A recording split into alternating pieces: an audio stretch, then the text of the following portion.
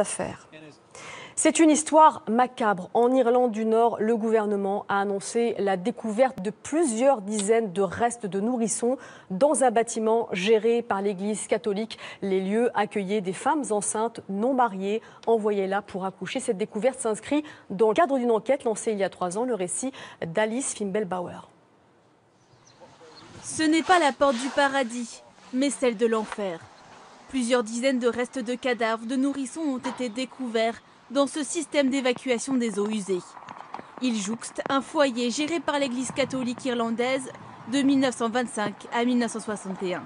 Les femmes non mariées y étaient envoyées pour accoucher, puis forcées à abandonner leurs enfants.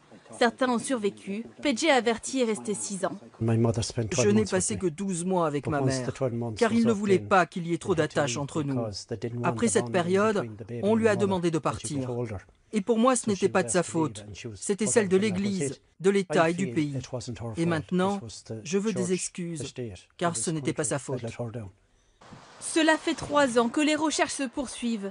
800 nouveau-nés, morts de malnutrition, maladies infectieuses ou maltraitance, seraient enterrés sous le jardin de l'institution. Une histoire embarrassante pour l'Église catholique, autrefois toute puissante, passée sous silence durant des décennies. Ce que nous avons trouvé est très encourageant. C'est très important que nous puissions reconnaître que cela fait partie, sans aucun doute, d'une époque particulièrement difficile. Une victoire pour cette historienne locale qui avait révélé l'affaire. Je suis heureuse pour les survivants qui ont attendu ce jour depuis si longtemps, parce que personne ne les a jamais écoutés et n'a jamais fait attention à eux. Elle souhaite aujourd'hui créer un mémorial pour redonner un nom à chacune des petites victimes.